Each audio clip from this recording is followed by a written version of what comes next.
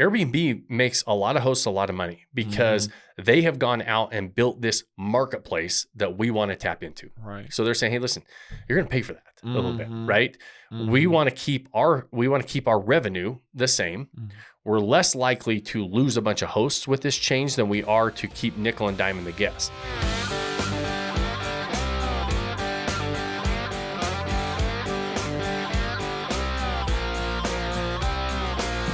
What's up, guys? Welcome back to another episode of the Vacation Rental Revolution podcast. I'm your host, Shawn Moore, with my main man, Jake Shehee. What's Whiskey Wednesday. What's up, brother? Man, great day to be alive. Feeling great. Alive. It is a great day to be alive. It's we're rolling out of the unofficial end of summer. I know. Rolling out of Labor Day weekend. Hopefully everybody had a great Labor Day weekend. I'll tell you what, I'm not mad about it at all. Yeah. I love the cool. I started to feel this Utah breeze. I went outside. I wasn't sweating too bad. I'm like, this is fantastic. My favorite time of year. Yeah. Fall. I love fall. And colors so you're changing. Right. Just everything kind of settles a little bit.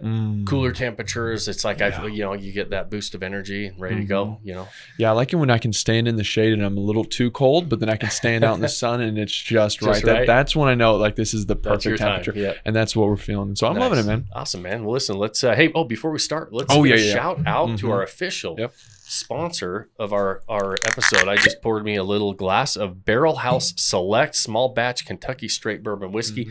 Only made in Kentucky, only sold in Kentucky. It's made in Kentucky. And this was from our good friends, Kevin and Christine Owens at Pick Me STR Photography. They are one of our preferred lifestyle photography experts. They're amazing. So you guys hear us talk about lifestyle photography all the time. Go check them out. And they are going to be our sponsor for this episode. And we want to give them a big shout out and a thank you. Thank you, guys. For the gift of, we got a little Hendrix gin. You know what time it is, baby. Little Hendrix gin. Thank you, guys. I appreciate that. Thank you. It's awesome. Yeah. And so that's, we very much appreciate it. Go check out their stuff. pickmestrphotography.com. Kevin and Christine, amazing Vodyssey members, amazing resource that we have inside of our community. Those of you that listen to us a lot, you hear us talk about this type of photography. Go check them out. They're awesome. I love it. All right, let's jump into this. We got two things on today's agenda. Not a lot, but these are some heavy topics. Okay, let's dive in. What do we got? First one is parents and their cell phones. Jason Kelce, Travis Kelce, Taylor Swift is with Travis Kelce. If people don't know, Travis has a brother, Jason, whatever. Anyway, him and his wife have a rule on phones with their kids. And the next thing, huge deal here, Airbnb, 15% on the host. And we're going to explain everything that's happening there, what you should do, what this means, yada, yada, yada. But first and foremost, let's get into this, a little bit of a debate here. Okay? Let's hear it. I think me and you agree on this, though. Okay. But it seems like they're getting kind of some backlash on this. I read this article. It's on the New York Post. It's about Jason and his wife. They're saying they're not going to give their kids cell phones. Yeah. What they have in their house is they have one phone in the kitchen that's like a dial phone that's a landline. Yeah. And then they have 2 to 3 cell phones that the kids can take. Kind of bat phones? Bat phones that the kids can take when they go on with their friends or like on a vacation or something so that they can contact the parents. But other than that, they're not going to have their own phone and they can't have a phone in your bedroom. It can only be in a public place. Now, big fan, by the way. Like Jason, I'm with you. I'm loving this stuff. We have similar rules in our house, but I love the bat phone idea. But keep going. Let's hear the other side of the story. The other flip side, and which is always seems to be such a weird argument to me, is they're gonna be ostracized. They're gonna, their other friends have phones, right? Everyone else has a phone, and they're gonna be ostracized, and it's weird. And then I fall back on this weird argument of, when has peer pressure ever really been like a good thing to lean into? Be like, oh, they're going to be ostracized. Okay, so let's just give it to them. Instead of just going, it's good for them to like learn how to say, no, I don't need that. Yeah. I don't want to be like everybody else. Yeah. Right? Yeah. I think so. One, you always, like anytime we talk about parenting advice, right? I have very strong opinions on how we run things at the old Moore house, right? Right. And Teresa does as well. She's the CEO of the household. So just so we're clear, I'm the CEO of Vodyssey. She's the CEO of the household. Yeah. So, but we're very much in line with where Jason and his wife are with this. Is we don't like our kids they just turned 14. They just barely got a phone. They are not allowed to have the phone in their home. Like we have, in fact, we have a bowl, right? When you walk into the door, it's for the phones. My phone goes in, Teresa's phone goes in, kids' phone go in. So you're not on your phone at the house. If somebody's phone's ringing, they can go answer it. Right. And so it's there. Right. Never have we allowed cell phones in bedrooms. I am also a big fan of there is zero privacy in my house with my kids. And I've always thought it very strange to me when parents are like, oh, I can't look at their phone, or I can't look at this or that or the other because, it violates their privacy. I'm like, what? I don't know. I'm telling you, bro, you don't have kids. There's a lot of parents who their argument is that they have to let their kids have their space, whatever. I look at it from a different lens, I guess. But I will tell you from a kid's perspective, my kids, they don't, we're not seeing them ostracized, right. They're, they still have a lot of kids that want to hang out with them and that want to, be a part of their lives and be fun, and go do stuff. Right. And we have a couple of their friends, because we have the same rules. When if you're in my house, you follow my rules, right? And so our nieces and nephews come over, and sometimes they stay over, and they're allowed to have their cell phones and their iPads in their rooms, and they're allowed to have them all the time. Right. And at my house, they don't. Right. I'm like, hey, listen, you don't have to, I'm not telling you have to change your rules at your house, but when you're at my house, we follow the same rules. So they check their phones in. They do their same thing. I love it, dude. And, you would think you get pushback from that, right? Especially from teenagers, and it's exactly the opposite. Like Teresa and I were shocked this year.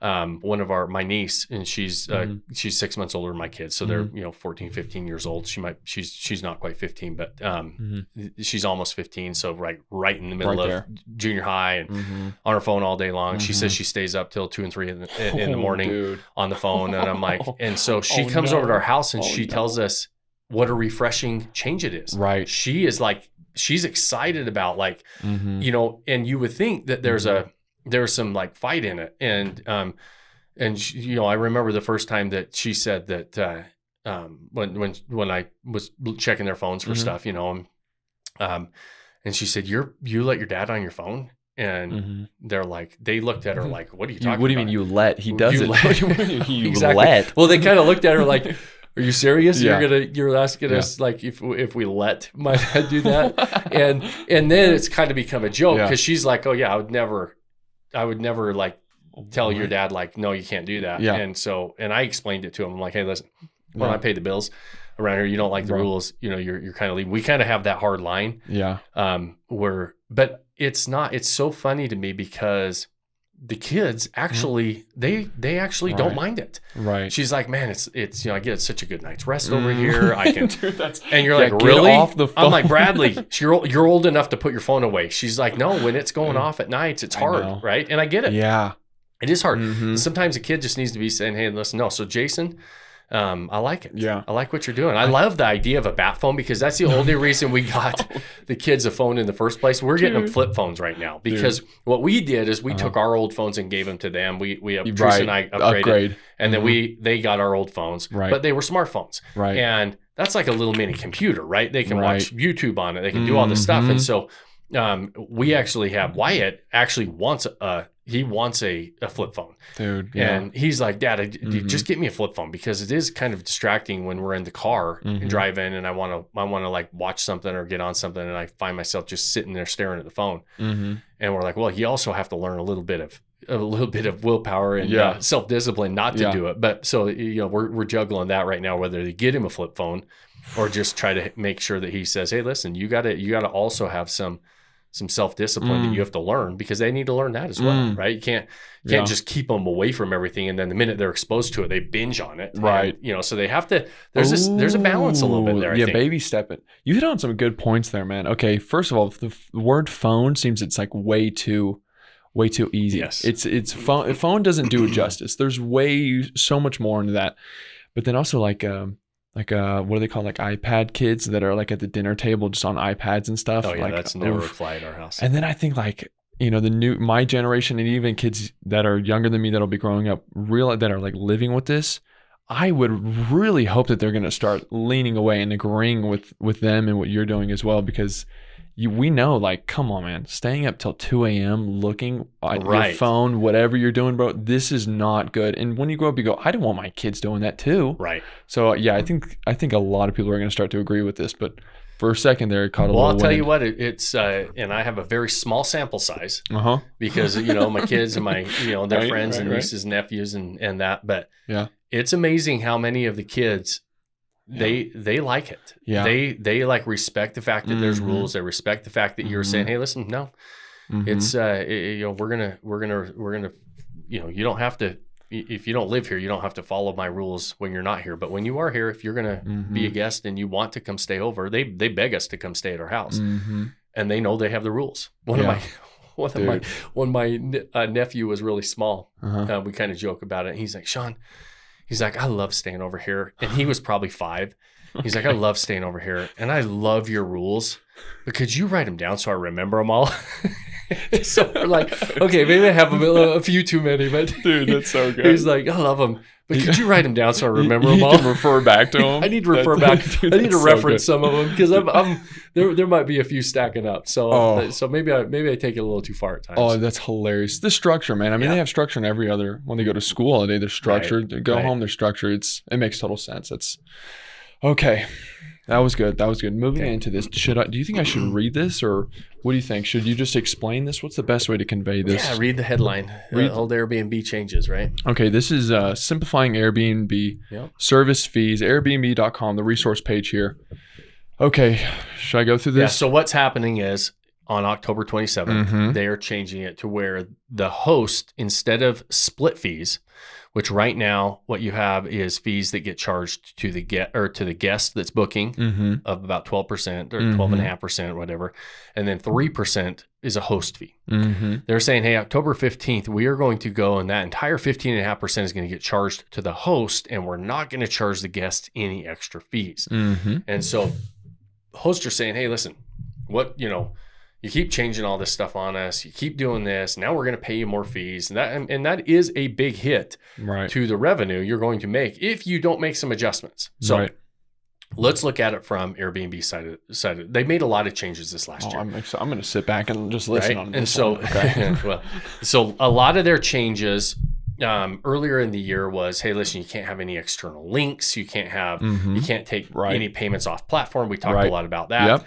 It was really going after and what happens is they've got AI, crawlers that are crawling our guest books and the things that we're sending, and they're going 2 and 3 layers deep. What they're really looking for is external links taking them off of Airbnb to do a direct booking or whatever else. So they're really trying to combat against direct bookings, right? One of the big, and I agree with it makes sense. If you are a business owner and you're operating on Airbnb, you're going there to basically borrow and pay for the use of their customers, essentially, right? And so we're saying, hey, listen, I'm willing to pay you your fees and everything else.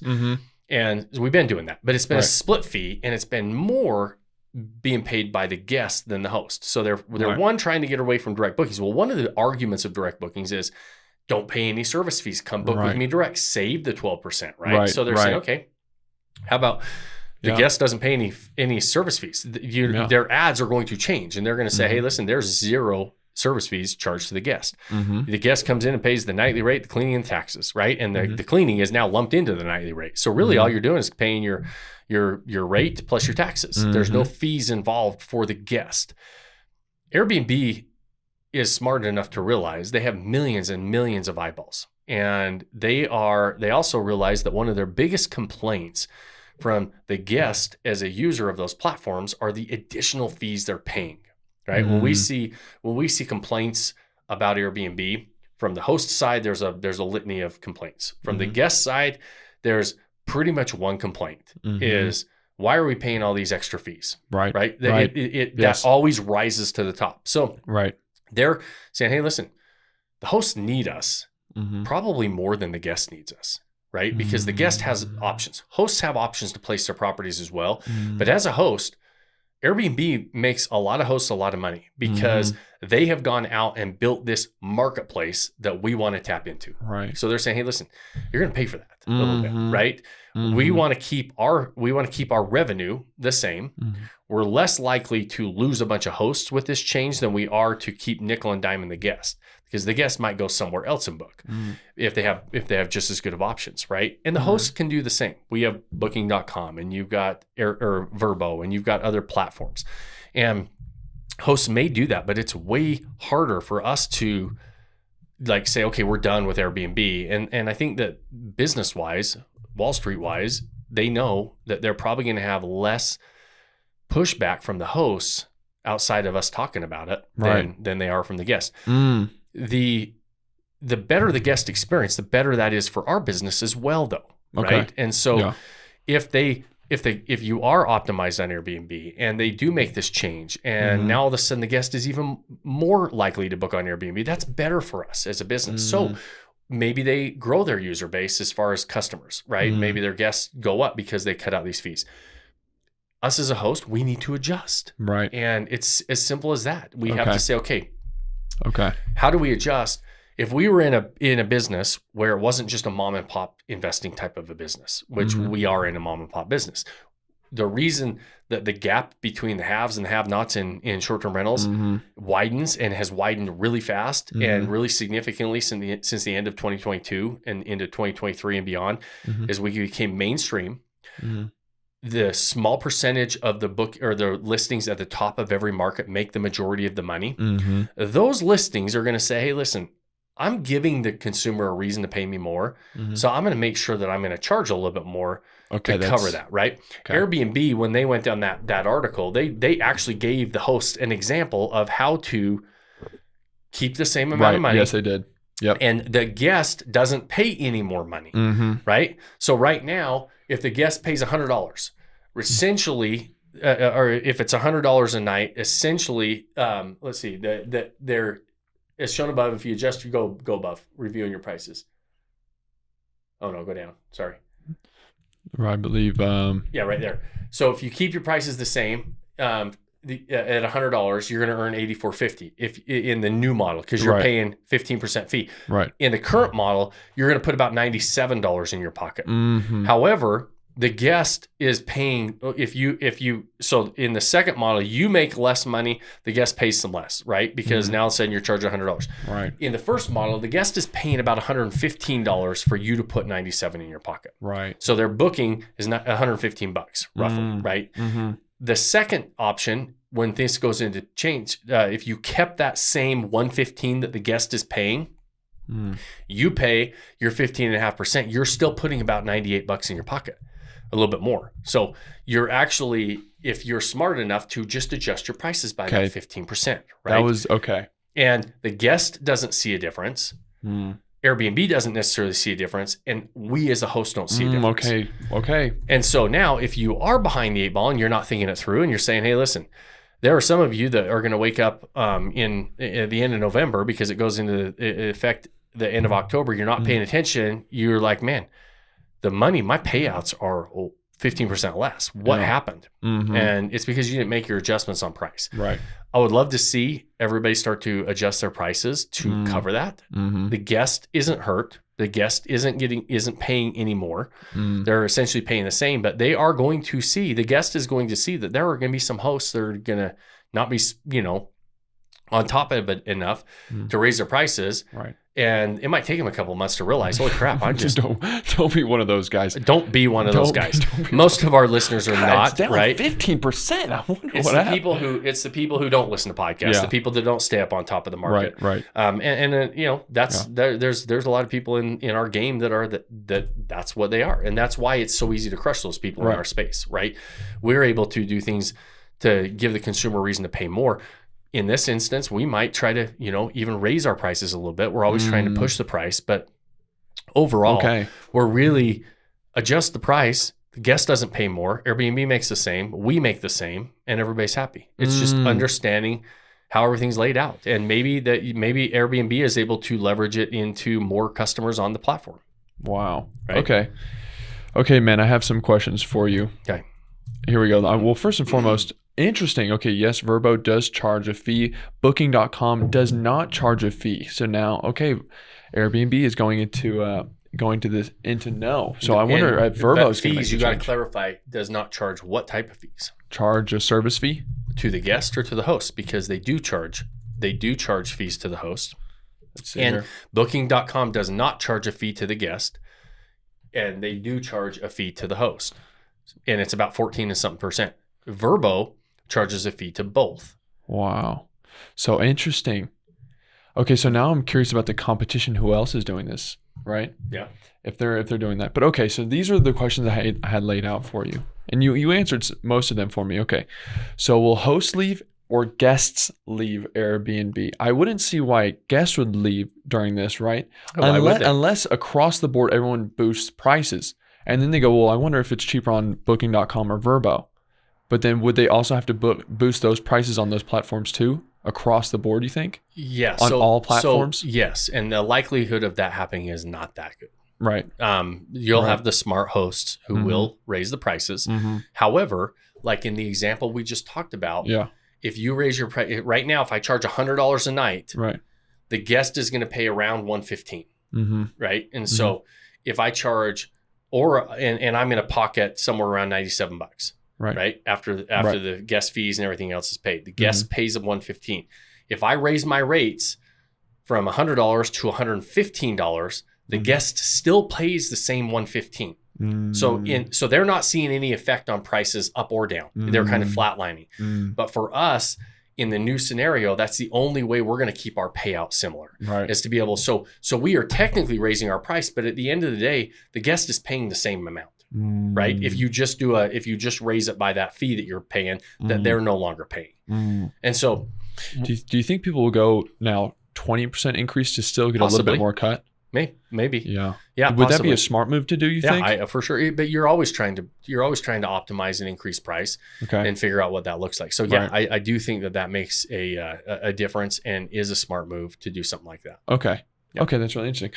Would you advise the exodus out of Airbnb? No. No? This is not. Okay. So one. Well, someone's going to get enraged, Shawn. I'm mad. I'm over it. Should I leave? Most people have no idea how to generate their own book of business, first of all. Okay. So unless you know how to do that, unless you've been building that for a while, because that's a slow burn. Like we're pretty good at direct bookings. We feel like we're pretty good at building our own book of business. It can take 2 to 3 years before you really get that flywheel spinning enough to where it can sustain anywhere similar to what your bookings on one of the major platforms can sustain. So you're not going to turn a direct booking machine on tomorrow that is going to be able to anywhere near probably supplement or give you the amount of bookings that you're getting on those platforms. Do you want to try another platform? Great. Absolutely. I never would say, like, try to, if it really enrages you enough and you're like, hey, listen, they care about the guests more than they care about hosts. Well, welcome to the party. That's what they've done for a long time. So I hate to tell you that is no different than how it's always been. Right. Hosts need them more than guests need them. And so if they can alleviate one major problem and complaint that they have with guests, which is extra fees, nickel and dime me to death. I feel like every time I turn around, I get another fee and I'm getting tired of it. Just alleviate it, pay it to the host. A host is a business person. They understand that there's fees involved. And what we're doing is saying, hey, listen, I'm going to pay you 15% for you to put me in front of your entire customer base so that I can make money on my property. It's basically a marketing fee, right? You're tapping into their marketplace. And so if you're smart about it, raise your prices, right? Make sure that your bottom line's not getting hit. Now, when it comes to raising prices, sometimes it's not that easy. Because if you are playing the commodity game like we've talked about, boom, it's hard, right? Bro, that's why I put prices come up, competition gets weeded out. Exactly. It's just like it always has, right? We're saying, hey, listen, I better give the consumer a reason to pay me more. Right. And above and beyond everybody else. Because you're going to have people that don't raise their prices. And you better be able to, in the consumer's mind, get them to, one, not only choose your property above everybody else's, but justify paying you a higher price. Right. Yep. And we talk a lot about, we don't need to dive into what that takes. We talk a lot about that on the podcast. Yeah. And so go check out some past episodes if you want to dive deeper into that. But at the end of the day, I don't think it's a bad move. I don't think that their simple fee structure is a bad move. I don't think that them trying to alleviate people, directing people off of their platform and direct book, I don't think that's a bad move. I think it's, they've spent a lot of money to build a marketplace of consumers that hosts want to tap into. Yeah. As a consumer of someone that uses Airbnb, whenever I'm looking to go somewhere, the first place I look is Airbnb, which first tells me, they're the top of the mind, right? But then it also tells me like, I can't be, as a consumer, I'm not upset at all about the changes they're making. Lumping all the sums, the fee, the things about like, if I have a complaint or whatever, anything, it's all for me. It's like for the consumer. Yeah. Yeah. So I can't be upset about that at all. Yeah. This is probably a dumb question, but let's ask it anyway, just in case someone's thinking it as well. Should I, say I'm the host, should I not bump up my prices, put less money in my pocket, and tell the world on my heading of my listing, hey, we'll eat the cost. We'll eat the cost for you. Check us out. Do you think that'll reel in some more? Be like, at least, he'll eat it for us. Maybe we'll try that one out. Yeah. So consumers, no, I don't think that works. Okay. Consumers, okay, they care about discounts if you are the same as everybody else. And so in my world and in the world that we operate in here at Vodyssey is we don't want to be like everybody else. And so why would I what I want to do is the opposite of that. Like Dan Kennedy always said, hey, listen, if you can't make money being the lowest price leader in a market, and there's no advantage in being the second lowest price. So that strategy goes back to, can you be a low price leader and make money? Maybe your basis is so low that you can do that. And it can be a definite marketing strategy. Most of us are not in that position where that discount is going to just take out of our bottom line. We're so much better off figuring out how to give the consumer a reason to justify paying us more, right? Which is personalized experience, unique experience, and different type of an experience. And so, and I use here that I say experience at the back end of all those. It's not property. It's experience, because that's what we're selling. Our property is just part of that. And so it's a matter of saying, hey, listen, if I can't, like Walmart's the low price leader. They can operate and make money with very little thin margins because of the volume and everything else. Most of us are not going to be in that position. And so if I can't make money being the low price leader in the market, why play the pricing game and the commodity game? Yeah. Right. That makes complete sense. We have a couple more minutes. I want to hit on this for just a second. Let's talk about the direct bookings. They book through your property through Airbnb. They get to your property, amazing, personalized, unique experience. They love it. Now you can't have it in your digital guidebook because they're looking for those links and things. How do you get them into your direct bookings? Do you leave a business card on the table? How do you connect with them now if you can't go through Airbnb to hopefully get away and build your own book of business? So one, that's not the primary way to build your own book of business, first of all. Second of all, you should be doing it all the time, right? So anybody that comes to your property, we do a number of things. So one, we have QR codes on a lot of our stuff that they can scan. And while they're there, enjoying themselves, and then ultimately they get onto our mailing list. And so we stay top of mind with them. Business cards are a great way. What we're trying to do is get them into our world so that we can continue to market to them. So we like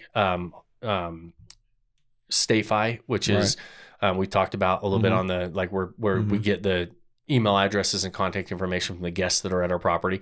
And what we're trying to do is put them on our top of mind list, right? Where we're going to stay top of mind with them, send them some cool things about the area, so that business cards, we used to do business cards all the time. We both have grabbed business cards before, and then they sit in they sit in my glove box or my wallet or my backpack for years and years, and then I clean them out once a year. Right. And so we just don't typically go back to them a lot of times.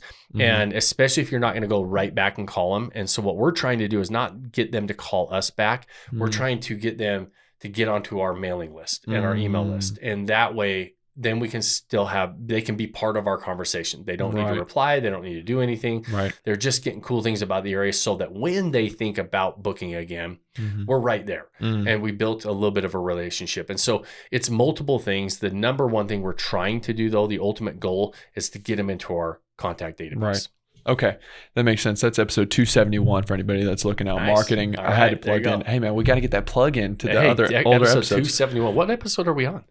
304, I think this is. Nice. Man, some legwork here, man. You put 300 episodes in, baby. Come on now. Don't. We've got a lot going on. We still show up for you guys. No, that was smooth, bro. That was smooth. That was it, man. You know what I'm talking about. So we'll hint towards something else. But, great episode.